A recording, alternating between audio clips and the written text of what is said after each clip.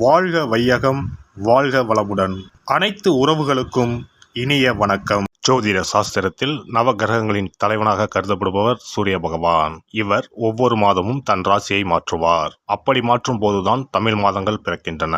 அந்த வகையில் நடைபெறும் விசுவாவசு ஆண்டு மார்ச் மாதம் 15ஆம் தேதி ஞாயிற்றுக்கிழமை அன்று ஏகாதசி திதியில் திருவோணம் நட்சத்திரத்தில் பரிகம் நாமயோகத்தில் பாலவம் கரணத்தில் சித்தயோகம் கூடிய நன்னாளில் இந்த மகத்தான பங்குனி மாதம் பிறக்கின்றது. இம்மாதத்தில் சூரிய பகவான் மீனராசியில் சஞ்சரிப்பதால் இது மீன மாதம் என்றும் அழைக்கப்படுகின்றது.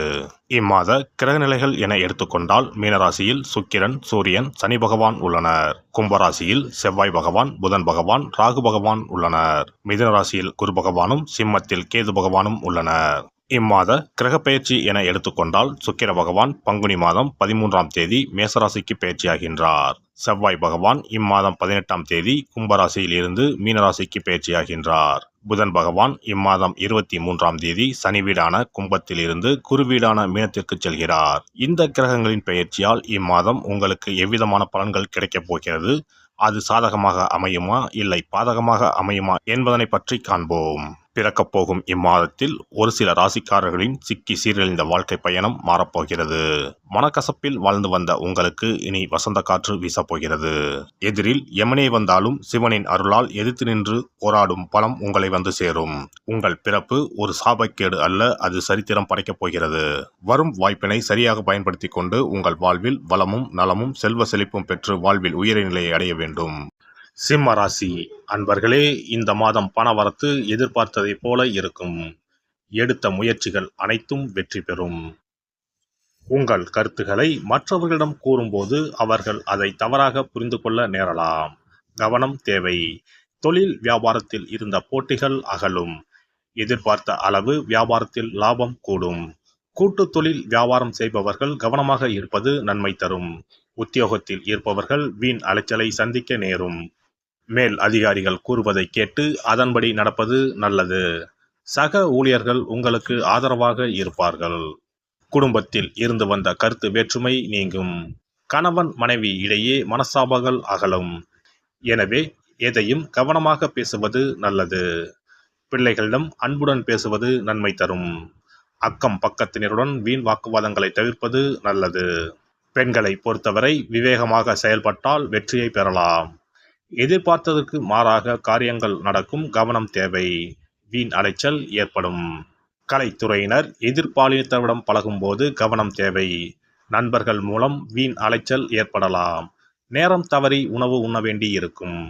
அரசியல் துறையினருக்கு நினைக்கும் காரியங்கள் தள்ளி போகும். வீண் அலைச்சல் வேலைப்பளு இருக்கும். மேலிடத்திடம் நெருக்கம் அதிகரிக்கும். மனம் மகிழும் காரியங்கள் நடக்கும்.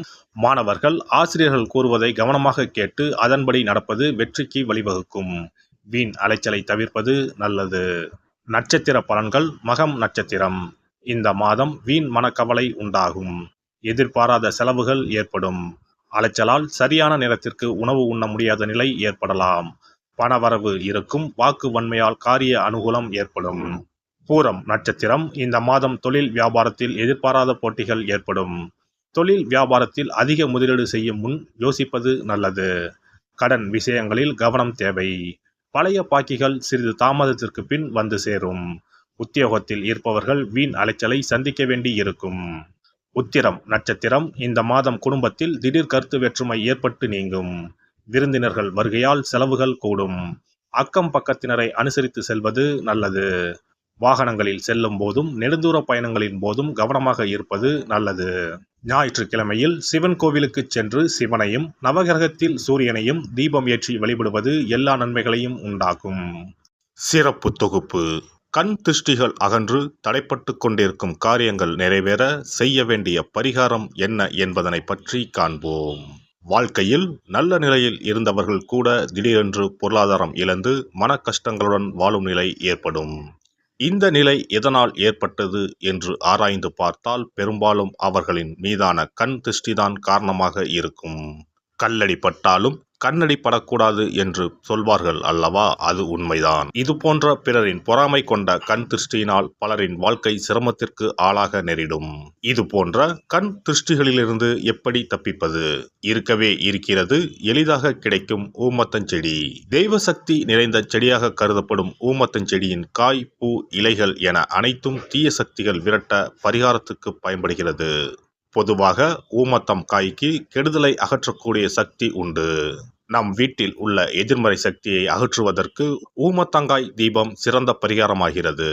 தெய்வீக மகத்துவம் நிறைந்த ஊமத்தங்காய் மற்றும் பூவையும் எடுத்துக்கொள்ளுங்கள். வீட்டுக்கு அருகில் இல்லை என்றால் நாட்டு மருந்து கடைகளில் கிடைக்கும். இந்த 2 பொருட்களையும் மஞ்சள் தண்ணீரை கொண்டு நன்றாக கழுவி விடுங்கள். சிறிது நேரம் அவற்றிலுள்ள ஈரம் போக ஆறவிட்டு பிறகு அவற்றை ஒரு மஞ்சள் துணியில் குலதெய்வத்தை வேண்டி ₹1 நாணயத்தோடு சேர்த்து முடிந்து வீட்டின் நிலைப்படியில் கட்டி தொங்க விடுங்கள். இந்த முடிச்சை வெள்ளிக்கிழமை அல்லது ஞாயிற்றுக்கிழமைகளில் தயார் செய்து வாசல் படியில் கட்டுவது சிறப்பு. தினமும் வீட்டில் தீபம் ஏற்றி காண்பிக்கும் போது இந்த முடிச்சுக்கும் காண்பிக்கவும். இதேபோல் ஊமத்தம் இலைகள் கிடைத்தால் அந்த இலைகளை சுத்தமான மஞ்சள் தண்ணீரில் கழுவிவிட்டு அவற்றை கொண்டு வீட்டில் இருக்கும் விநாயகருக்கு திங்கள் கிழமைகளில் தொடர்ந்து அர்ச்சனை செய்து வர வேண்டும். ஊமத்தம் பூவையும் விநாயகருக்கு சூட்டலாம். 3 வாரங்கள் தொடர்ந்து திங்கள் கிழமைகளில் விநாயகருக்கு ஊமத்தை இலையால் அர்ச்சனை செய்து ஊமத்தம் பூவை சூட்டி வழிபட்டால் வீட்டில் உள்ள கெட்ட சக்தி நடமாட்டம் மற்றும் கண் திருஷ்டிகள் தீரும். ஊமத்தம் செடியும் சிவபெருமானுக்கு உகந்த இலை ஆகும். இந்த ஊமத்தங்காய் வைத்து சிவபெருமானுக்கு தீபம் ஏற்றி வழிபடுவதன் மூலம் நமது பிரச்சனைகளில் இருந்து எளிதாக விடுபட முடியும். முதலில் 2 ஊமத்தங்காய்களை எடுத்துக்கொள்ள வேண்டும். அவற்றின் மீது முட்கள் இருப்பதால் மிகவும் கவனமாக கையாள வேண்டும். ஊமத்தங்காயின் காம்பு பகுதிகளை வெட்டி கொண்டு கத்தியை பயன்படுத்தி ஊமத்தங்காயின் உள்ளே இருக்கும் விதை பகுதியை முழுவதுமாக நீக்கிவிட வேண்டும். பின்னர் 2 அகல் விளக்குகள் மற்றும் விளக்கு வைப்பதற்கான 2 தட்டுகளை எடுத்து சுத்தம் செய்து அவற்றிற்கு மஞ்சள் குங்குமம் போட்டு வைத்துக் கொள்ள வேண்டும். பின்னர் 2 தட்டின் மீதும் ஒவ்வொரு அகல் விளக்கை வைத்துக் கொள்ள வேண்டும். அதன் பிறகு எப்போதும் பூஜை செய்வதற்கு வைப்பது போன்ற வெத்தலைப்பாக்கு, பழம் போன்றவற்றை வைத்துவிட்டு 2 விளக்குகளையும் ஏற்றி சிவபெருமானை மனதார வேண்டிக் கொள்ள வேண்டும்.